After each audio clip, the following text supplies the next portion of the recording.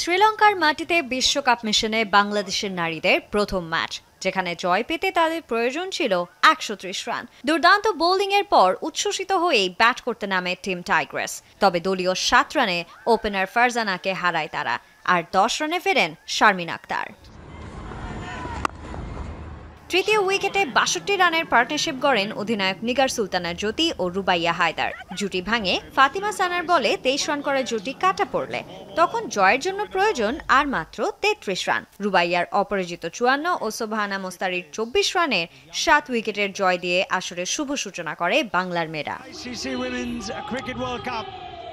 এর আগে টস হেরে ব্যাট করার সিদ্ধান্ত নেয় পাকিস্তান। মারুফা আক্তারের স্পেলে প্রথম ওভারের শেষ ২ বলে কুপকাত হয় দলের ২ ব্যাটার উমাইমা সোহেল ও সিদ্রা আমিন। তৃতীয় উইকেটে ৪২ রানের জুটি করে ধাক্কা সামালের চেষ্টা চালান মুনিবা আলী আর রামিম শামীম।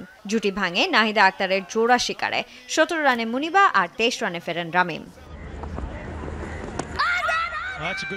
দলীয় ৬৭ রানে পঞ্চম উইকেট হারায় পাকিস্তানের নারীরা। এলবিডব্লিউর ফাঁদে পড়েন সিদ্রা নওয়াজ। নিশিতা আক্তার নিশির স্পিনে কাটা পড়েন আলিয়া রিয়াজ। এলবিডব্লিউতে আউট হন অধিনায়ক ফাতিমা সানা। তার ব্যাট থেকে আসে ২২ রান। টিকতে পারেননি নাটালিয়া ও নাসরা সান্ধু। টাইগ্রেস বোলারদের দাপটে নিয়মিত বিরতিতে উইকেট হারালে ডায়ানার ১৬ রানে ভর করে ১১ ওভার ৩ বল আগেই ১২৯ রানে গুটিয়ে যায় পাকিস্তান। Sanjana Ivy, Jamuna sports.